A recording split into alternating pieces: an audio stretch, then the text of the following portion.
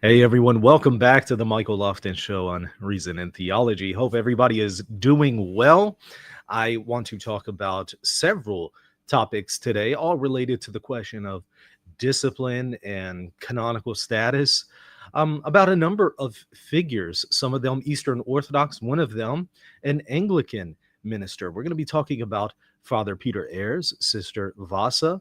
We're going to talk about the Anglican minister, Father Calvin Robinson, as well as the Orthodox YouTuber Jay Dyer. All of these people are currently being discussed right now online. Their status is being questioned by some and defended by others. And so we're going to talk about all of those situations today. Of course, just from my perspective, I'm a person on the outside looking in, kind of third party observer here. I'm not taking anybody's position or accusing anybody. So I want to make that very clear. I mean, the purpose of this stream is not to defend anyone. It's also not to accuse anyone.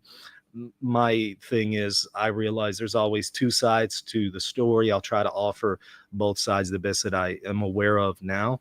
But there's always two sides to the story. There's always additional information out there that may not necessarily be public that needs to be taken into account. And so I'm kind of aware of that. So I tend to suspend judgment and ask that a lot of people do the same unless you have reasons to do otherwise. But be that as it may, I still think this is a topic worth exploring and discussing because it is being discussed so much online. The thing that is kind of leading up to this show is a meeting of the ROCOR bishops. If you're not familiar with them, this is an Eastern Orthodox community, the Russian Orthodox Church outside of Russia. They are an extension, if you will, of the Russian Orthodox Church, but for Russian Orthodox outside of Russia. And they've had an interesting history with the Russian Orthodox Church. Sometimes they've been in communion. Sometimes they've been outside of communion with Eastern Orthodox.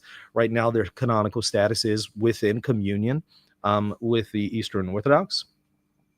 And they've weighed in on a couple figures, namely Father Peter Ayres and also Sister Vassa. And we're going to discuss who these people are, but they've weighed in on them. And look, I have to just say at the outset, whether you agree with the Orthodox or not, whether you agree with their judgments on these figures that we're going to briefly explore here in a moment, whether you agree with the decisions or not, whether they're right or wrong, let's just table all that for a moment.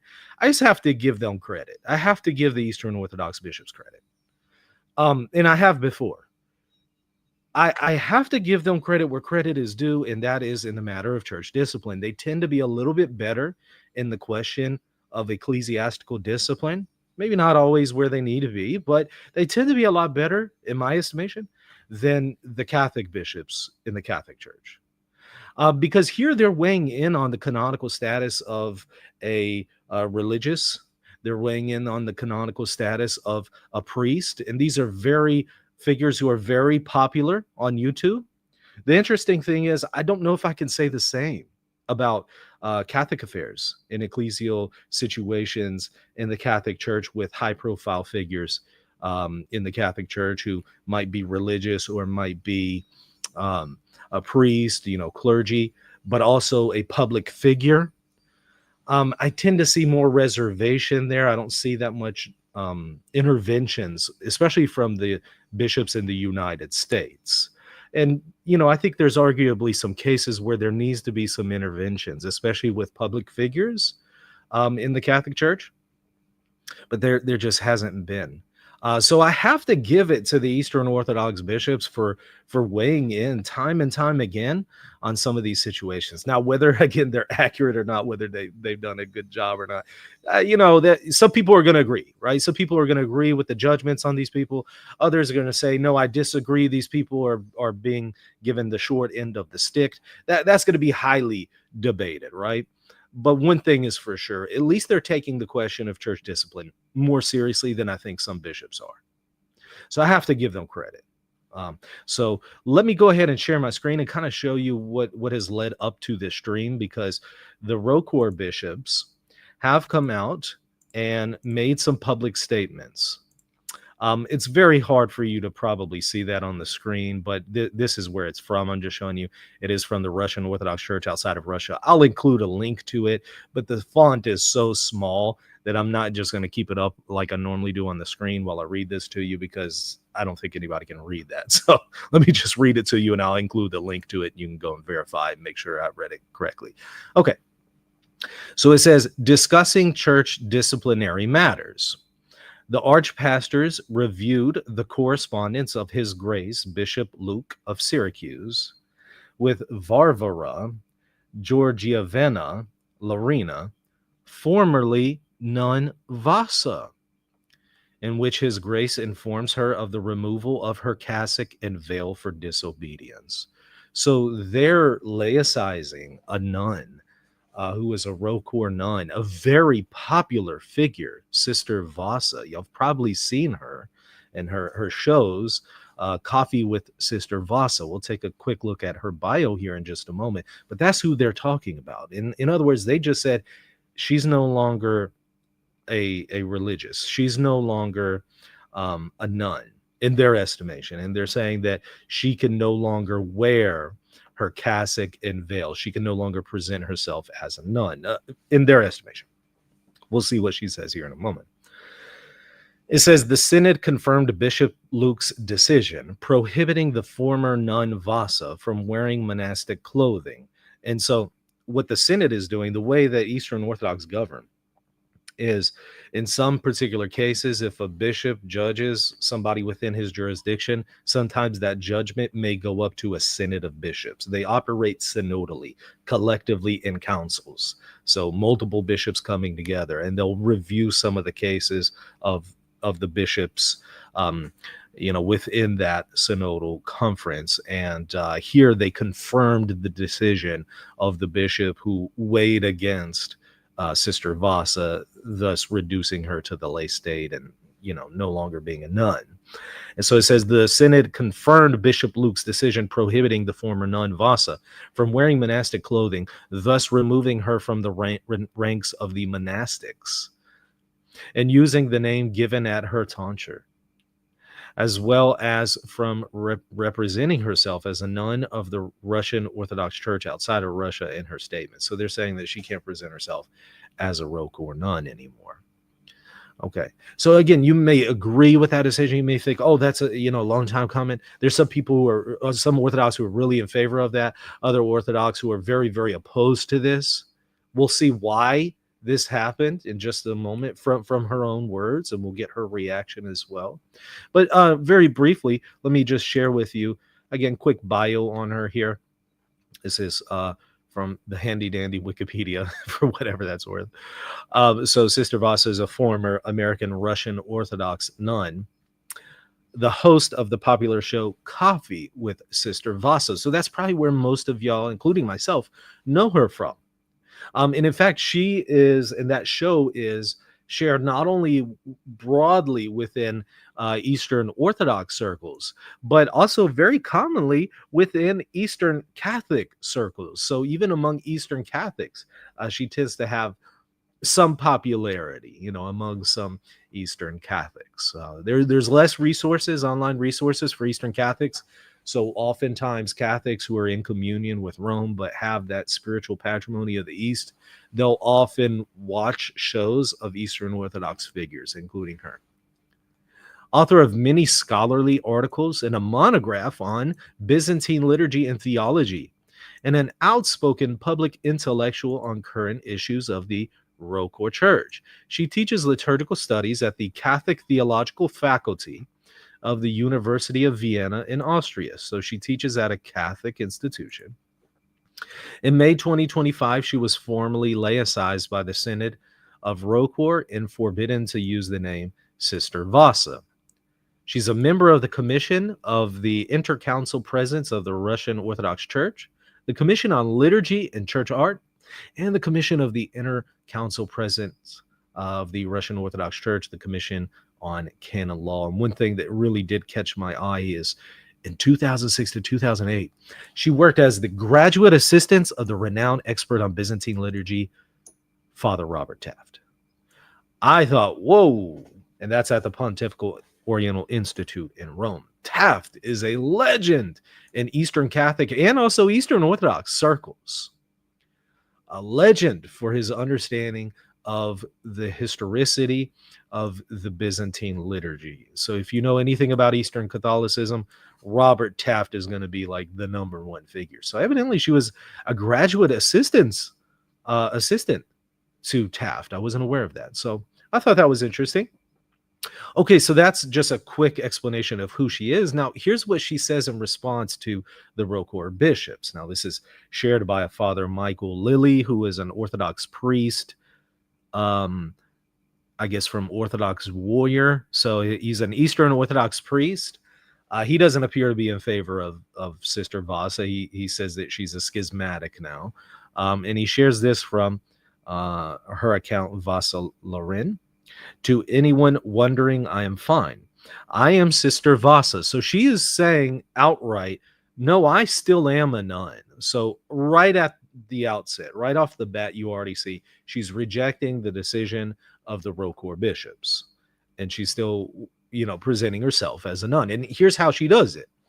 She says, I am Sister Vassa, a nun in the jurisdiction of the Orthodox Church of Ukraine. Okay, so that's starting to, make a little bit more sense out of the situation. The Orthodox Church of Ukraine is not in communion with some of the Eastern Orthodox churches, but it is in communion with others. Highly controversial community. Given its status by the Patriarch of Constantinople very recently. And some people feel that the Patriarch of Constantinople did not have the authority to give them status, and the community is somewhat at odds with other Ukrainian Orthodox communities. So there's a huge debate on the canonical status of this community, the Orthodox Church of Ukraine, as opposed to the Ukrainian Orthodox Church. One is backed by Russia. Another is backed by Constantinople. And currently, Russia and Constantinople are not in communion. So depending on which side you kind of fall on in Eastern Orthodoxy will determine your perspective on the Orthodox Church of Ukraine. If you're more on Constantinople's side, you'll probably be in favor of the Orthodox Church of Ukraine. If you're more on Russia's side, you're probably going to be more against the Orthodox Church of Ukraine. Okay, so to anyone wondering, I'm fine. I am Sister Vassa. And just real quick, let me pull it up so you can see very briefly here. Let me pull up the Wikipedia page here, just show you for a point of reference. The Orthodox Church of Ukraine is an Eastern Orthodox church in Ukraine. It was granted its status, its autocephaly, by the Patriarch of Constantinople in 2019. So this is very, very recent. And it does touch on questions related to the war that's currently going on in Ukraine. And so it's a very sensitive subject. But this community is in contradistinction to the Ukrainian Orthodox Church, Moscow Patriarch. And so a lot of people are going to feel like they're the original Ukrainian church, not this other community that the Patriarch of Constantinople has come up with. Okay, so she's saying she's now aligned with the Orthodox Church of Ukraine. So for some, they're going to feel like, oh, well, you're a schismatic. And they're going to say this is the reason why the ROCOR bishops came against her. She says, for the last 2 years, the ROCOR hierarchy has attempted to silence me on the issues connected to Patriarch Kirill, the head of the Russian Orthodox Church, his vocal and even heretical support of the criminal Russian aggression against Ukrainians. So some people believe that the Patriarch of Russia is a heretic. He is a former KGB spy, if I recall correctly. So some people feel like he's too aligned with Russia and the Russian state. Whereas, some people say, no, he's not a heretic. He's not a traitor. Others will say he's a heretic. He's a traitor. We kind of see where she's coming from on this one. She seems to have a very critical view of Patriarch Kirill, the Russian Orthodox Patriarch. So she's saying ROCOR, who is kind of under that Patriarch Kirill of Moscow, she's saying that ROCOR has been very critical of her criticisms of Patriarch Kirill and his jurisdiction's uncanonical defrocking of clerics for disobedience to his anti-Christian agenda and teaching on holy war. So there's been a pretty big debate on that going on in Eastern Orthodoxy as well.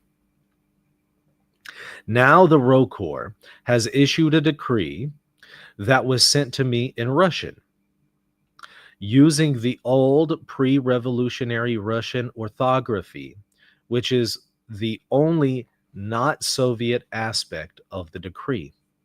That is meant to unmake me a nun and to tell me how to dress. For some reason, it has been posted on the ROCOR website, perhaps to assure the Kremlin that the ROCOR has nothing to do with me anymore. So she feels that ROCOR came out with this judgment on their own website because they want to reassure the Russian Orthodox Church and Kirill and Putin that they're opposed to her. That's her take. And so it's, you know, there's a little bit more to it, but that's effectively the substance of it. Of course, you can go to our account to read the rest. But she obviously does not agree with the judgment made about her from ROCOR. She still presents herself as a nun, but she's now doing so under the jurisdiction of the Orthodox Church of Ukraine, which is definitely separate from ROCOR and the Russian Orthodox Church. They're very much opposed to each other, especially because of the question of the war going on in Ukraine. So they're now giving her a safe haven, allowing her to wear the monastic habit. So again, whether you agree with ROCOR or not, whether you agree with Sister Vassa or not, wherever you're at on that situation, that's kind of what is going down with her status right now.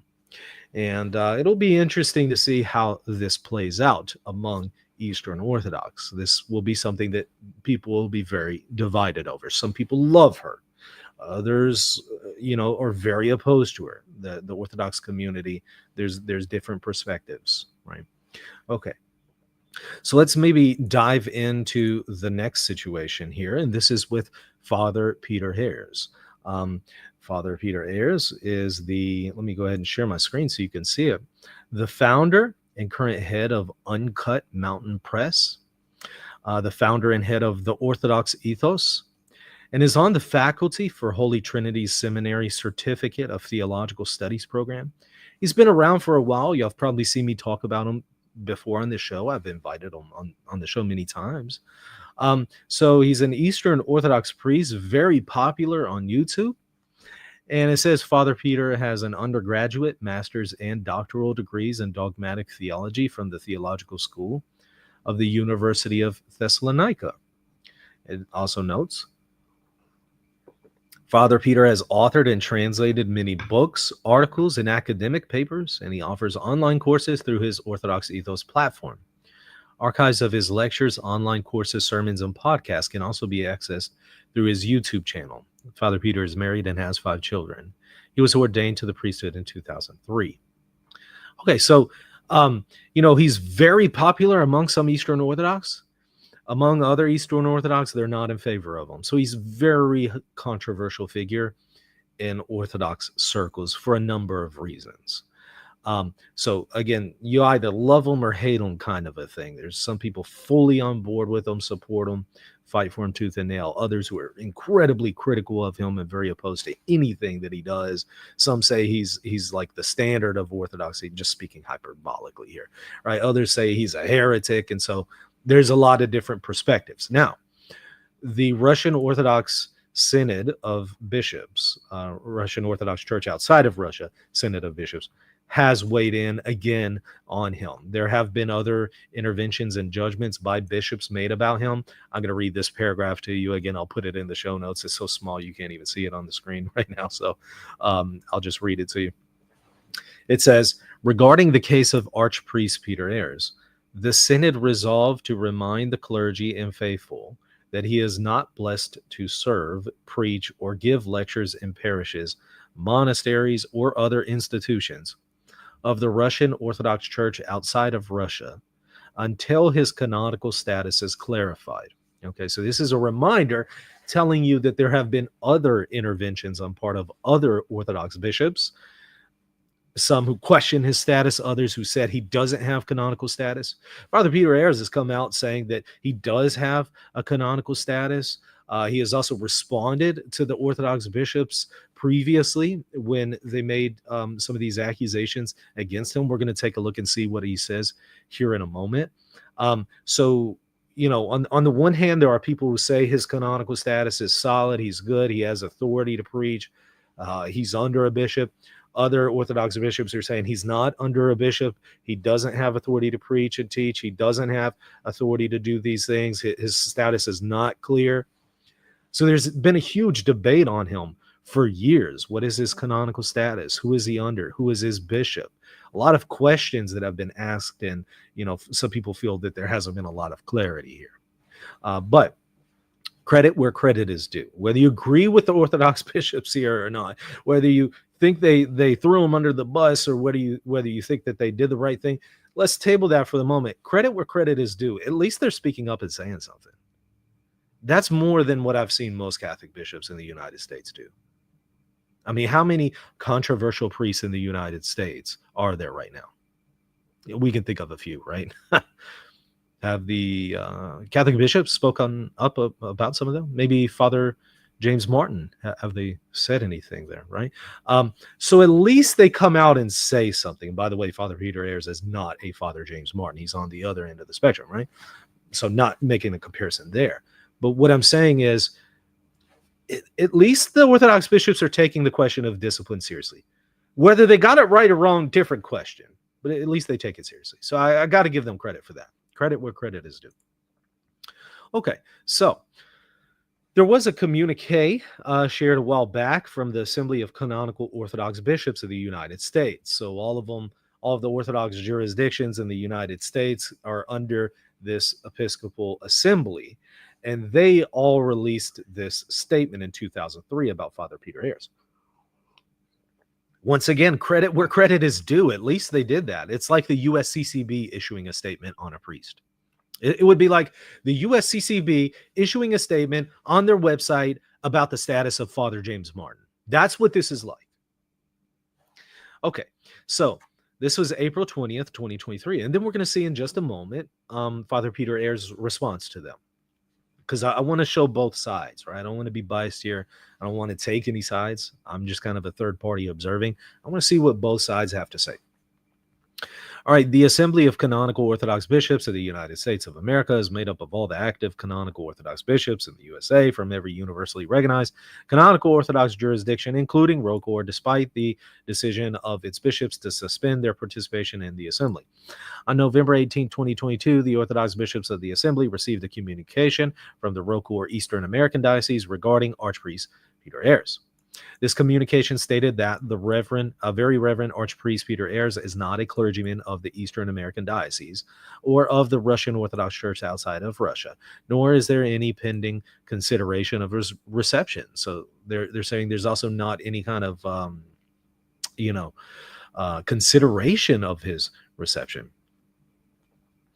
And Alleluia Brother says, so is there an issue with the Orthodox Ethos channel? Well, it depends on who you ask. Like if you're in favor of ROCOR's decision and the canonical bishops here, some might argue yes. If you say that, well, they didn't do a good job, they haven't looked properly into his situation, others would say no. So it just kind of depends on what perspective you're coming from, right? The Assembly can further confirm that Archpriest Ayres is not a clergyman of or on loan to any other canonical Orthodox jurisdiction in the United States. To the extent that this individual purports to act as an Orthodox priest in the United States, including celebrating the Divine Liturgy and other services of the Church and teaching the faithful and those who inquire into Orthodoxy, he does so in a manner outside of the Holy Canons. So there's your answer from their perspective, okay? Now, from Father Peter Ayres' perspective, he responded to them, and here's what he said. Maybe zoom in on that so you can see the words. Okay, so this was May 1st, 2023.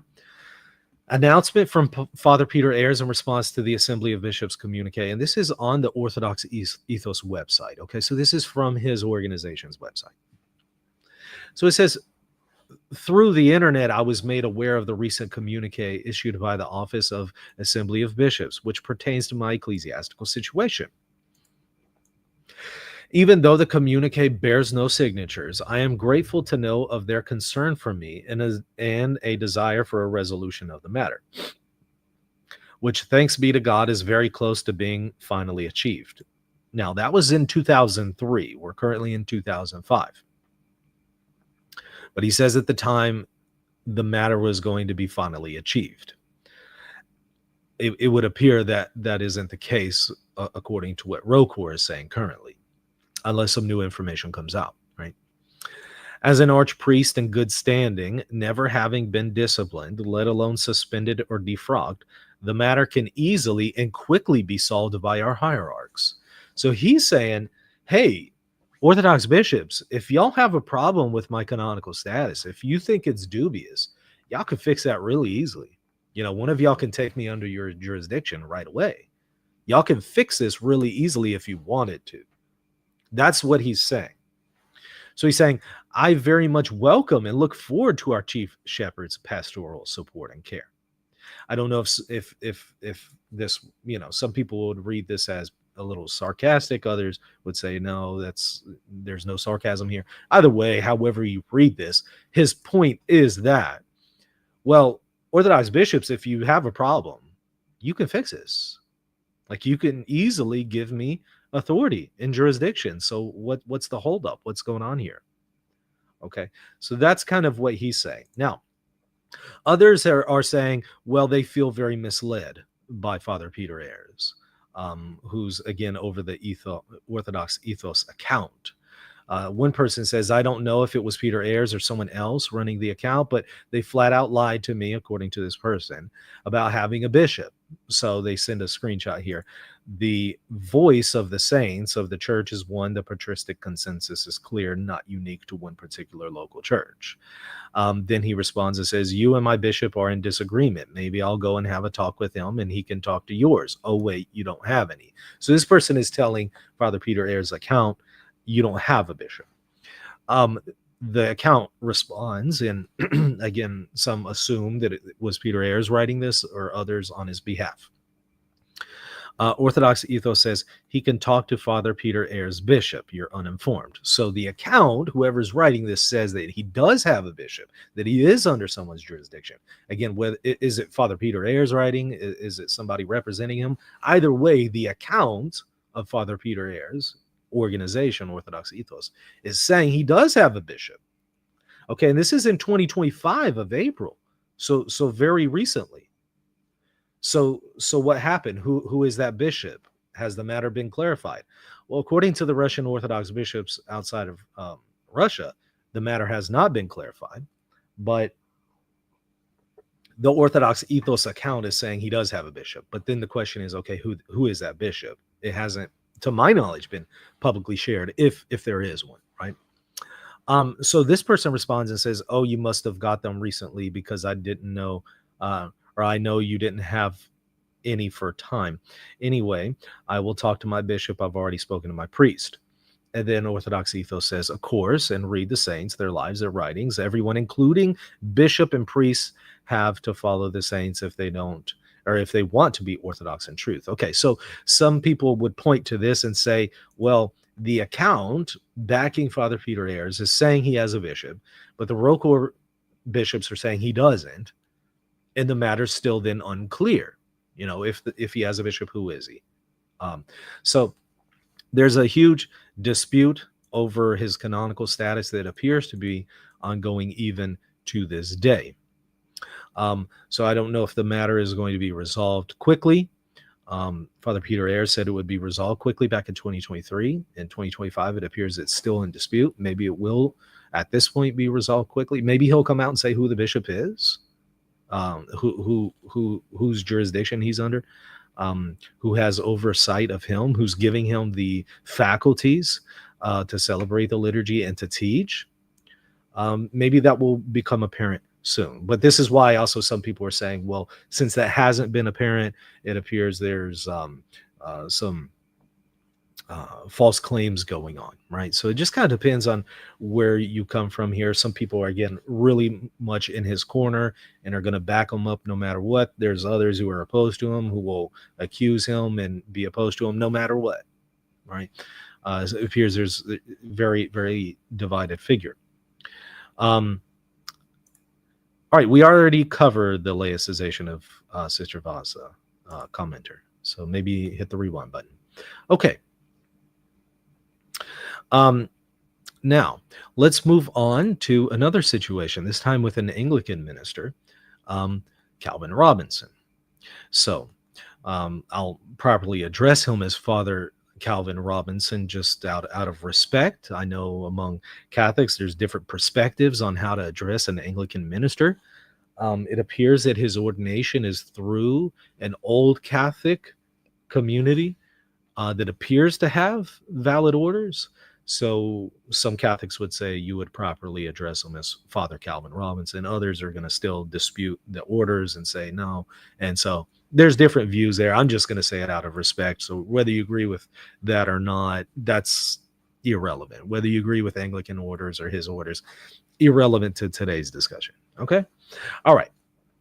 So let me share my screen and just introduce you to who he is. So Calvin Robinson is a British political commentator, writer, broadcaster, and priest. Previously, he worked as a computer science teacher in a secondary school and as a video game journalist. As a political commentator, he is typically characterized as conservative and right-wing and sometimes as far-right, labels which he has rejected. Up until 2021, he was a regular contributor to the Daily Telegraph, the Daily Mail, and Spiked, and has written once for First Things. Robinson also featured as a commentator on talk radio, GB News, until he was dismissed from the latter in 2023. 2024, he moved his Common Sense Crusade, which was formerly on GB News, to Lotus Eaters and is a recurring host on their podcast. Okay, so, a whole lot of information about here. He's been on the show one time a few years ago. Political career. Actually, let's scroll down a little bit. Let's go to his ordained ministry, because that's going to be what's relevant to the most recent episode concerning him.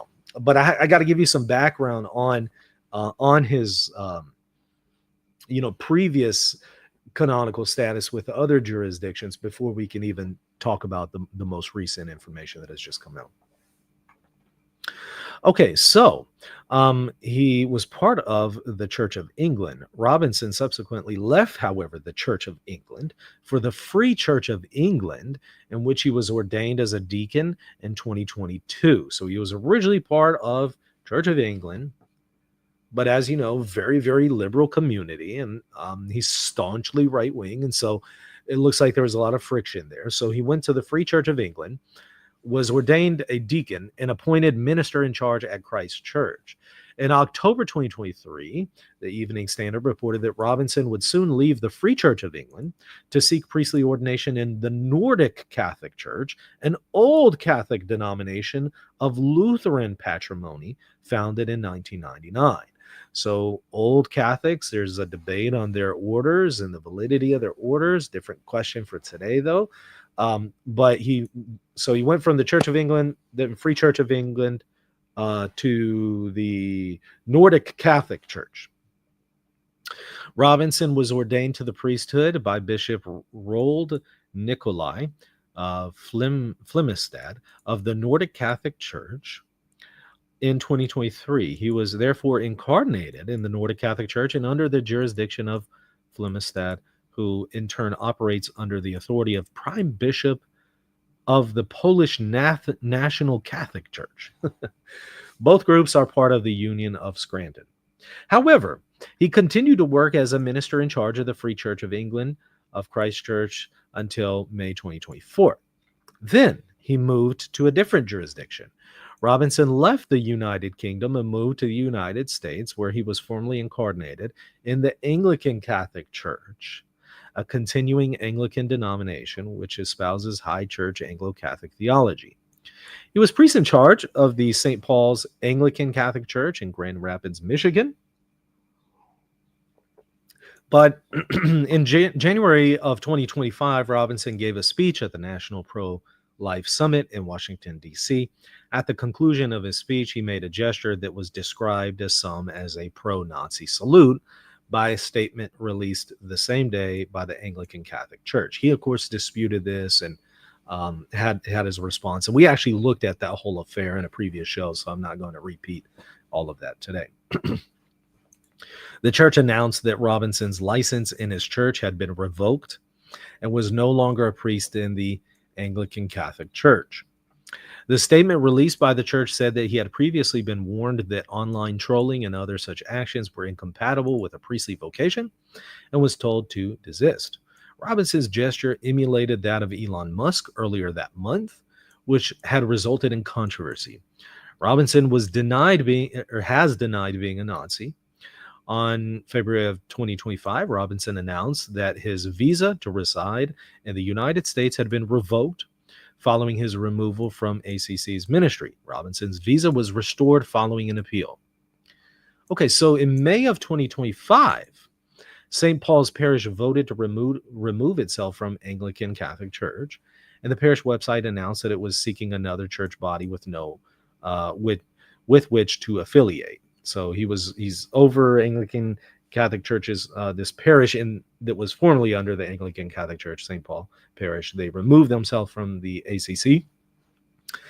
And then on May 5th, Ray Sutton, the bishop of the Diocese of Mid-America of the Reformed Episcopal Church, which is part of ACNA, the Anglican Church in North America, announced that he had temporarily licensed Robinson to serve as a priest at St. Paul's. So Bishop Ray Sutton gave him a temporary license. On the 12th of May, so I mean, we're talking about 5 days ago, right? Steve Wood, Archbishop of the Anglican Church in North America, explained in a press release that Sutton had agreed to provide personal oversight to St. Paul's Anglican Church while they searched for a new affiliation. Wood criticized Sutton's choice to temporarily license Robinson, stating that I have concerns about Reverend Robinson's ability to uphold the full commitments of our Anglican tradition and his ability to model the Christ-like virtues of peace, patience, gentleness, goodness, and love, and that I do not personally believe the Reverend Robinson is a good representative of the Anglican Church in North America. Robinson stated that I know Bishop Ray Sutton to be a godly shepherd, and I'm thankful that he has provided St. Paul's with provisional oversight and pastoral care, and me with episcopal sanctuary. And then he declined to comment on Archbishop Wood's remarks. But here's the most recent development from 3 days ago. On the 14th of May, 2 days after his licensure was criticized by Wood, and 9 days after it was issued by Bishop Sutton revoked the license of Robinson after much prayer and counsel from the bishops. So he gave him episcopal oversight for 9 days and then revoked it. Robinson posted on social media that if even Bishop Sutton cannot find a place for me, even temporarily, perhaps God is sending me a message.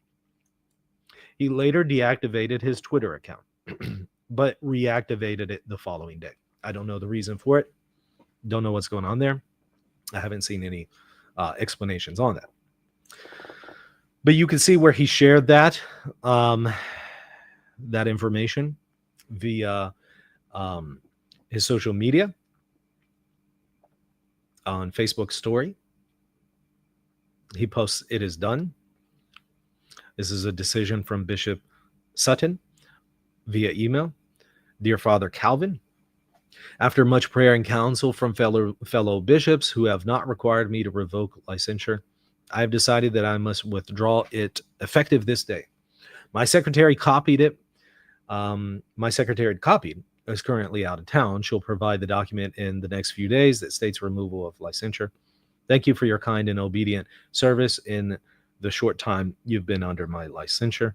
I wish you every best in the service of our Lord, Bishop Sutton." And so he says, Bishop Ray Sutton is a good man, one of the best Anglican bishops I know. If even he cannot find a place for me, even temporarily, perhaps God is sending me a message.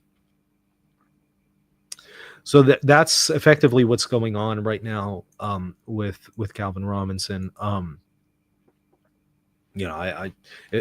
haven't seen any more developments on that story yet. Perhaps there will be some soon. Perhaps he'll find an Anglican bishop who will incardinate him in his diocese. Perhaps he'll look outside of the Anglican Church for communion.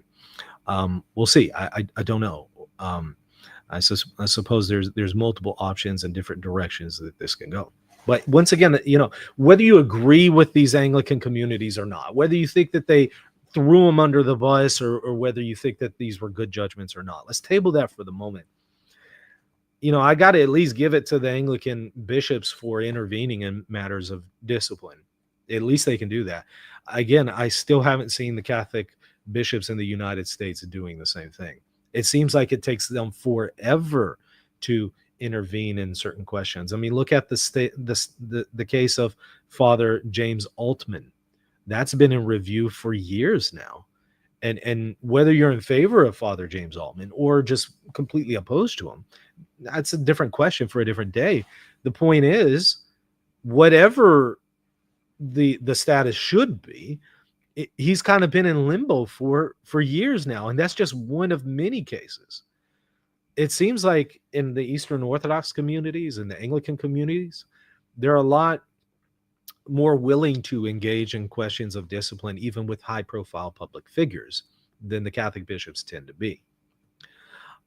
So again, whether you agree or not, at least they're able to intervene on these questions. And here I think that the Catholic bishops could actually learn something from the Eastern Orthodox and Anglican ministers by maybe taking a page out of their book and maybe addressing questions about the canonical status of controversial figures, whether they're clergy or not, whether they're religious or not.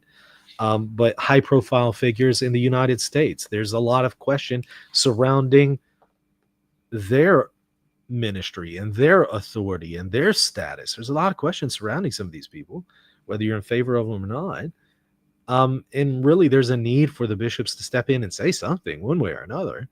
But there's a lack of clarity there. So everything is just kind of left in limbo. Samuel says, I thought the magisterium should solve these exact points, questions of faith and discipline. Yes, you're correct. That's the role of the magisterium. But as I've pointed out for years now, it's one thing to have a magisterium. It's another to exercise it. When it comes to the latter, exercising the magisterium, there's been a lot of difficulty, even in the post-conciliar period, right? Whether it's an intervention on matters of faith or whether or not it's an intervention on matters of discipline, and especially the latter, that appears to be even the most challenging. So yes, it is the role of a magisterium, but whether you use that authority or not is a different question. And whether you should use it or not, also a different question. Okay, so now let's move on to one other figure here. Since we're talking about media personalities, this one has also come up simultaneously as all this has been going on. Father Peter Ayres, Sister Vassa, Father Calvin Robinson. There's another one that's coming up on social media. I don't know why it's coming up now, but it is the Eastern Orthodox YouTuber Jay Dyer. I've had him on the show multiple times. That was a while back, right? Early on in the channel. And so Jay Dyer, very popular on YouTube. There are some questions about his status and whether or not there is episcopal support for him. He has in the past claimed that Metropolitan Hilarion of ROCOR has backed him up and endorsed him, and he has his blessing and support. He has claimed that in the past, but then there's questions surrounding him. So whether you're in favor of Jay Dyer or not, whether you think that he has a backing from episcopal, from the bishops or not, that's kind of a different question than what we're analyzing today. I'm just going to catch you up with what's going on in the conversation. Okay, so here, this is one person who appears to be very critical of Jay Dyer, or Ortho Bro Hammer. Um, Jay Dyer, he says, is lying about the letter. It isn't about his geo. Okay, so this is a letter from Metropolitan Hilarion that we're going to take a look at a second. He's saying that he's lying about it. But first of all, let's see what Jay Dyer says, right? He does say that Metropolitan Hilarion had already said my theology was solid. It is well known. He's stated many times for many years that Metropolitan Hilarion of ROCOR has endorsed him, has backed him up, has given his blessing. He's often said, I have the blessing of the first hierarch, like many, many times. That's not even in dispute. That's very well known that he's claimed that. Evidently, this is one of Dyer's accounts. It says the blacked out part of the image we're about to see being passed around from 2020 pertains to ROCOR supporting all the geopolitical and conspiracy content I cover, which my priest and I agreed didn't make sense for ROCOR to endorse. My views are my own. But separate from that, Metropolitan Hilarion had already said my theology was solid. So he's saying, even now, even recently, he's saying that Metropolitan Hilarion has backed him up in his theology. He just doesn't back up like his conspiracy theory stuff. Okay, that's Dyer's position. The letter that has just come out in the least redacted form is this. Hilarion, Metropolitan of Eastern America and New York, first hierarch of the Russian Orthodox Church outside of Russia, dated October 20th of 2020. Redacted part, it says, thank you for your recent letter inquiry concerning Jay Dyer. Another redaction. It says Jay is a freelancer. Now, I don't know what is meant by that. There's a lot of discussion online. What is meant by that? Freelancer, does that mean he doesn't have like an actual jurisdiction that he's under? Jay says that he does. He says that he has backing from his local priest and from his local bishop. Others are interpreting this to mean that he doesn't have any backing at all. So there's a dispute on what is meant by Jay's a freelancer. It couldn't be referring to not his canonical status as a Orthodox Christian, but rather as his program. It could be referring to just his program. It's hard to say just because this part is redacted, right? It says, Jay is a freelancer, thus it would not be appropriate for me to give an official blessing for such a program. To me, that sounds like he's talking about his show rather than more his personal jurisdiction within, some episcopal community. To me, it sounds like they're talking about his show. It would be inappropriate for me to give an official blessing for such a program. So he's saying he doesn't give an official blessing to Jay Dyer's program. And Jay Dyer saying it's because of the conspiracy theory stuff, not because of the theology. It says, however, it appears that Jay appreciates the stance of the ROCOR, which is conservative and which strives to be steadfast in maintaining the Orthodox faith and its holy tradition. And this way, Jay Dyer believes that he has our blessing and support for his missionary and apologetic labors. Well, that's a very evasive response from Metropolitan Hilarion. To say that Jay Dyer believes in this way that he has his blessing, that doesn't answer. Okay, but does he have the blessing? All right. And so that's kind of an evasive answer in my estimation. To say that Jay Dyer believes that he has his blessing doesn't answer the question, but does he have the blessing? And so you can see the evasiveness and ambiguity that the bishop is offering here. But I don't know if that really answers the question, because that's like saying this. That's like saying, okay, well, Michael Lofton believes that Pope Leo the 14th, maintains the Catholic faith and maintains the holy tradition. So Michael Lofton believes that he has Pope Leo the 14th's blessing and support for his ministry and apologetic labors. Okay, that's what it's like saying. Well, all right, but does Pope Leo the 14th actually endorse me? Well, no, not necessarily, right? I mean, Pope Leo the 14th has never heard of me, let alone endorse me. And just because I believe that, X, Y, and Z, or this or that person is Orthodox and maintains holy tradition, doesn't mean that that person has blessed my YouTube channel or my apologetics ministry, right? So this was really a non-answer. And this is why some people are going to say, okay, it appears Metropolitan Hilarion has not blessed Jay Dyer's theology or content.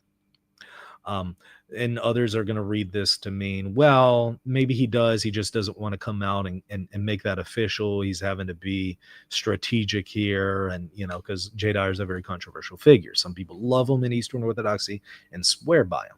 Others absolutely hate him. Some Eastern Orthodox think that he's scandalous and a heretic and is the worst Orthodox figure out there. Like, he's a very divided figure.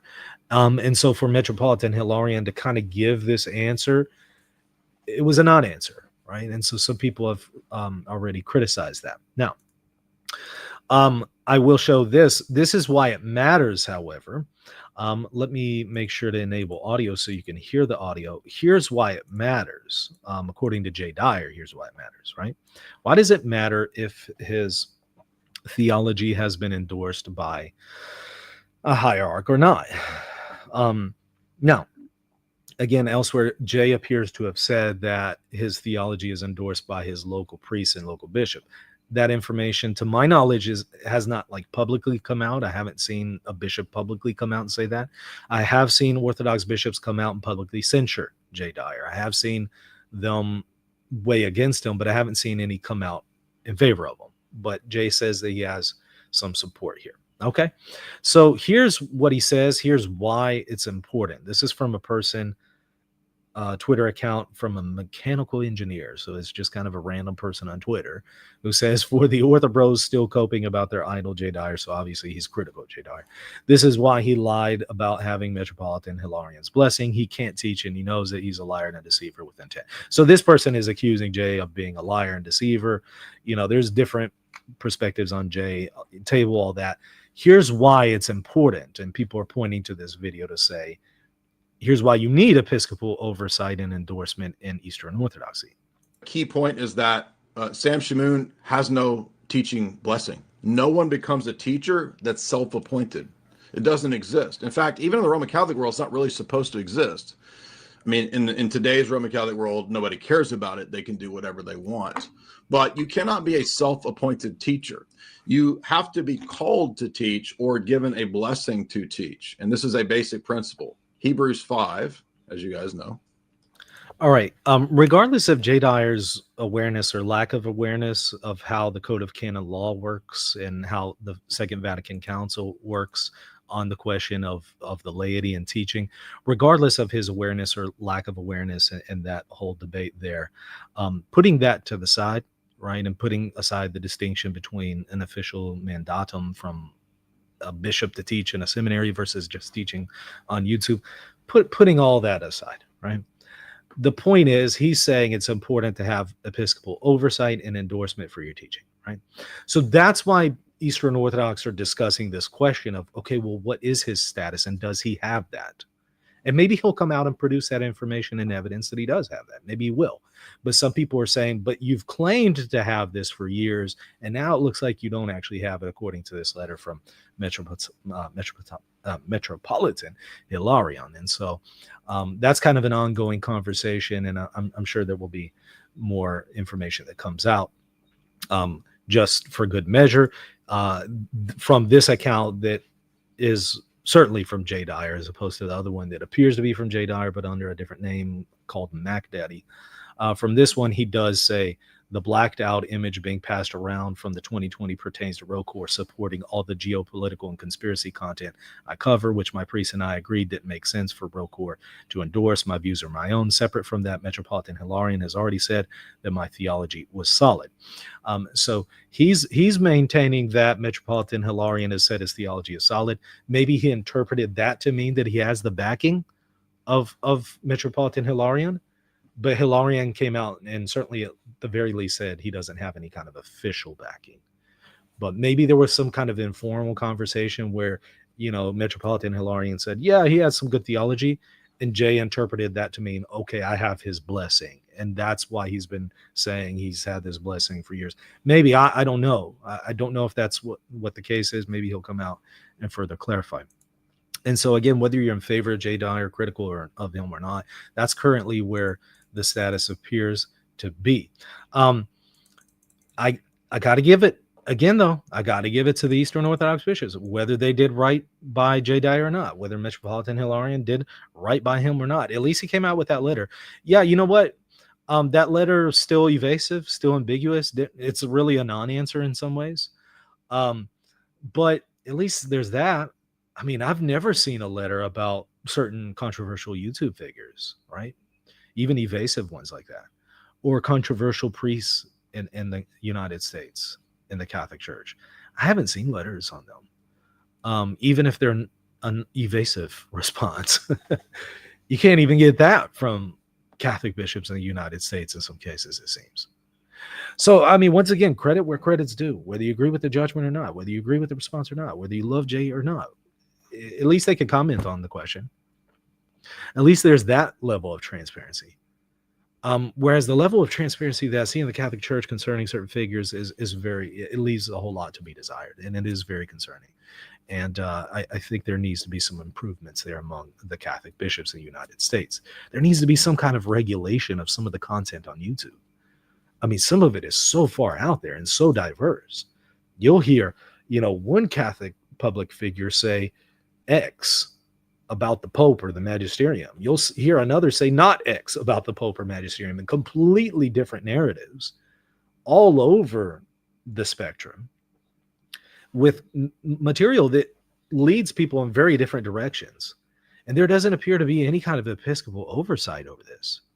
And there needs to be some kind of episcopal oversight. I mean, it's kind of the job of bishops to do that, and they don't appear to be doing it. And it's causing a lot of confusion in Catholicism, where Catholics are very divided, incredibly divided. So I think that there needs to be some improvement here. Perhaps the Catholic bishops in the United States should look to the Eastern Orthodox and Anglicans, who appear to be giving a little bit more oversight to some of these public figures in their own communities than public figures in the Catholic Church. So I hope that this is helpful. Here is a false accuser in the chat. Let me address them real quick. Mike will make videos like this to undermine Father Ayers. Well, as I told you at the beginning of the video, this isn't to support or undermine any particular figure, but won't invite him on for a chat. Well, why did I tell you at the beginning of the video that I've invited him on multiple times and he's personally declined and publicly declined? Why is that? Why are you lying? Because you're lying. That's exactly what you're doing. So I appreciate you commenting, because it shows how many of you are liars. When I heard how Michael ducks live debates with the Orthodox, I lost all respect for him. More lies. You don't know what you're talking about. You're just making up stuff. Some of these people I have offered debates and they've publicly declined. So you're a liar. Thank you for commenting, though, because it points out how a lot of the people engage online, right? A lot of the false narratives continue to be spread by these accusers online, and they don't have the facts. They say things, they run their mouth, but they don't have evidence to back it up. And that's part of the problem of the internet, right? There's no accountability, and there's a lack of credibility among many of the people who make all sorts of wild statements. So anyways, for those of y'all who know, who actually have watched the channel, who know information, you already know. You can already spot a lot of the lies 9 times out of 10, right? Anybody who actually watches me knows better. But all right. Captain says, yup, they keep running. They keep running their mouth with false accusations, with misinformation, with lies. Okay, so here's a commenter. My priest in the Orthodox Church says Jay is good and solid theological debater. The conspiracy side is something even myself I don't judge him on. So yeah, there's different views among the Eastern Orthodox. Some love Jay Dyer, others oppose him. Some priests love him, some hate him. There's just different views, Debate me, bro, Anthony says. Thank you so much for that super sticker there. Okay. Jendo says, thank you for commenting, and thanks for your comment. Is Michael's Michael Lee's for bless your heart by Southern One. God bless you. God bless your heart. Basically, yeah, that's pretty much it. I mean, I could return the favor and respond in kind, but I'm not going to. I'll take the high road. Here's a question from Leather. Why do you worry about this bishop so much when Pope is a Freemason? I mean, if you have evidence he's a Freemason, please share that. I mean, I do find it ironic that Pope Francis issued a document condemning Freemasonry about a year and a half, maybe a year ago. So if he was a Freemason, please show me evidence of that. Or if Pope Leo the 14th is a Freemason, please just show evidence of that. You know, it's one thing to say that, it's another to back it up. So Leather Belt, whoever you are, you know, I could say right now that you are yourself a Freemason and you're an infiltrator in the stream trying to confuse people. Right? I could say that, but I don't have any evidence for that. I don't know you from Adam. I don't even know what your real name is. So it's one thing to say it, it's another to be able to back it up. Thank you for commenting, though. What else we got in the chat?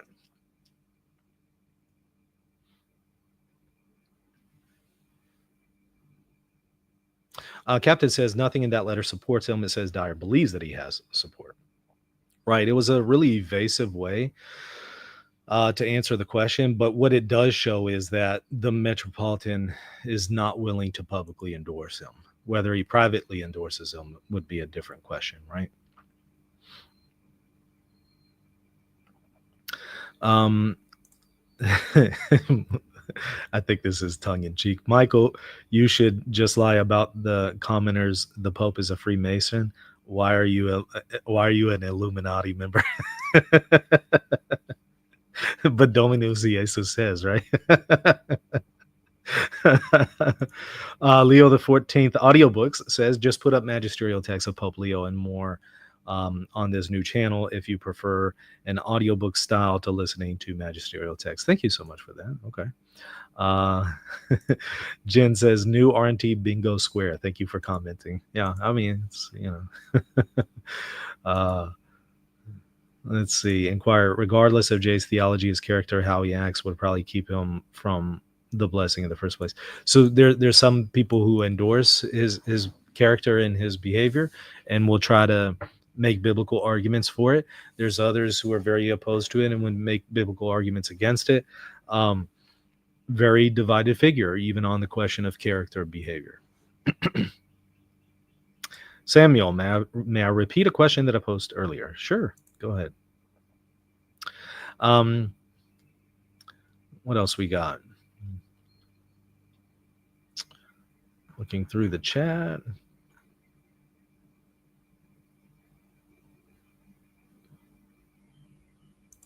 What was the deal with Peter Ayres? We discussed that towards the beginning of the stream.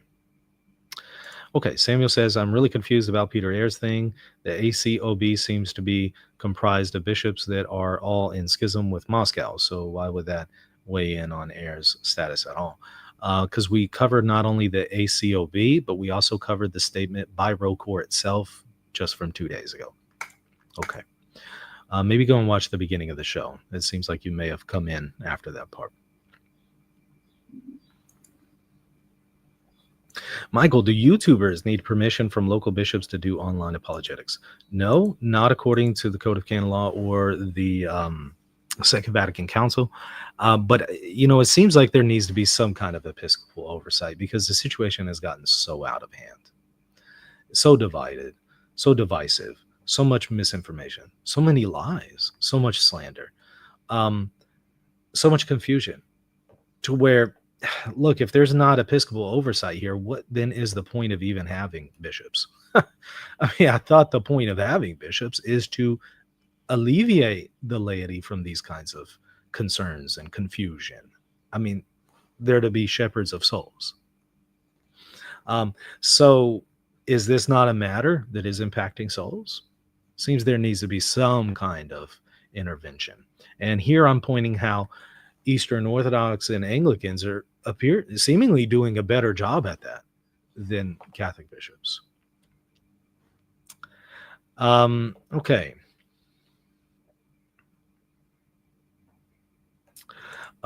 Captain says, rumor has it that Michael doesn't use Baron Bucks anymore. He has one of those black cards with no limits like the American Express black card. Hold on one second. Let me go and get the Baron Buck here to show you that I'm still using them. Hold on one second.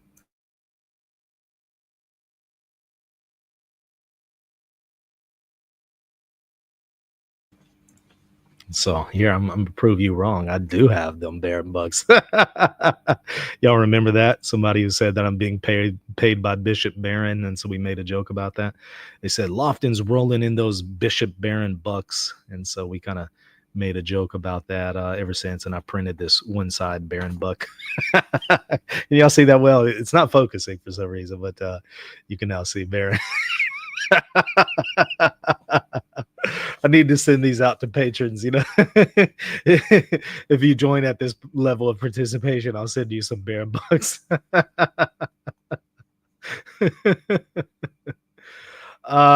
Clinton says, I'll write to my bishop and talk to my priest. Good luck with that, Clinton. I certainly think that it's worth a shot, but do be prepared to probably not get a response.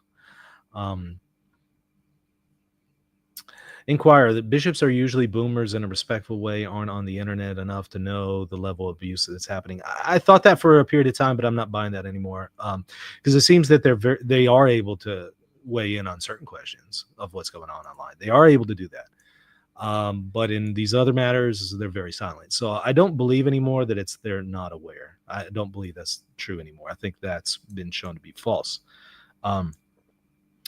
They're very aware of some things that they have wanted to speak about, but not these kinds of issues. And number two, well, I don't know if that's really an excuse, because it seems the Orthodox and Anglican ministers can intervene in these questions. Why can't Catholic bishops, right? Okay.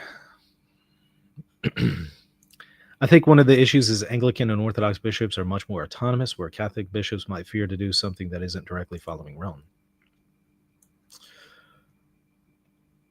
I don't know if that's true, because unfortunately, some of these bishops, when they have intervened, like in the Nancy Pelosi case, they were not backed by Rome. They were undermined by Rome and Pope Francis, which I showed to you at the time, which was really sad situation of undermining a bishop's authority and discouraging bishops from engaging in church discipline. So unfortunately, it was not a case of supporting Rome. It was a case of being undermined by Rome. Okay.